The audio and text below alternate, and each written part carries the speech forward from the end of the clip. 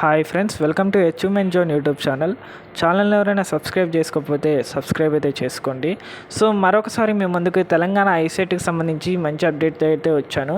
తెలంగాణలో ఉన్న top 10 MCA colleges list అయితే మీ ముందుకు తీసుకొచ్చాను. సో ఈ వీడియో కంటే ముందు కౌన్సిలింగ్లో ఏ డాక్యుమెంట్స్ సబ్మిట్ చేయాలి, అలానే ఎంసీఏ కాలేజెస్లో టాప్ కాలేజెస్లో సీట్ రావాలంటే ఏం చేయాలి, అలానే గ్యాప్ ఎవరికైనా కెరియర్ అకాడమిక్ ఇయర్లో గ్యాప్ ఉంటే గ్యాప్ సర్టిఫికేట్ ఎక్కడ తీసుకోవాలి, ఎలా తీసుకోవాలనే వీడియోలు అయితే చేశాను తెలంగాణ ఐసెట్కి సంబంధించి.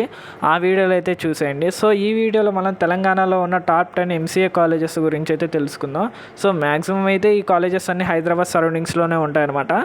సో కౌన్సిలింగ్ అయిపోయిన తర్వాత, డాక్యుమెంట్ వెరిఫికేషన్ కౌన్సిలింగ్ అయిపోయిన తర్వాత వెబ్ ఆప్షన్లు పెట్టుకునేటప్పుడు అయితే ఈ కాలేజెస్ అయితే మీరు పెట్టుకోండి. ఖచ్చితంగా టాప్ కాలేజెస్లో అయితే వచ్చే అవకాశం అయితే ఉంటుంది అన్నమాట సీటు.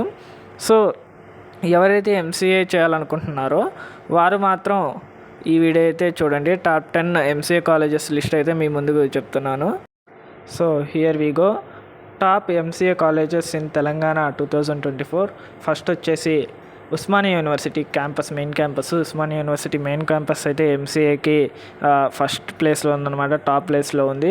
అలానే యాక్చువల్గా సెంట్రల్ యూనివర్సిటీస్, సెంట్రల్ కాలేజెస్ కూడా ఉన్నాయి సెంట్రల్ గవర్నమెంట్కి సంబంధించి. బట్ అవి ఐసెట్ వాటికి అడ్మిషన్ అవ్వదు కాబట్టి ఓన్లీ ఐసెట్కి సంబంధించి కాలేజెస్ లిస్ట్ అయితేనే మీకు చెప్తున్నాను. ఉస్మానియా యూనివర్సిటీ, తర్వాత Jawaharlal Nehru technical university Hyderabad. Third ప్లేస్కి వచ్చేసరికి Chaitanya Bharathi institute of technology Hyderabad. తర్వాత ఫోర్త్ ప్లేస్కి వచ్చేసరికి Vasavi college of engineering. And fifth ప్లేస్కి వచ్చేసరికి నిజాం కాలేజ్, ఇది government college. Osmania and government college, JNTH గవర్నమెంటే. సిబిఐటి అండ్ వాసవి అయితే ప్రైవేట్ కాలేజెస్ అనమాట.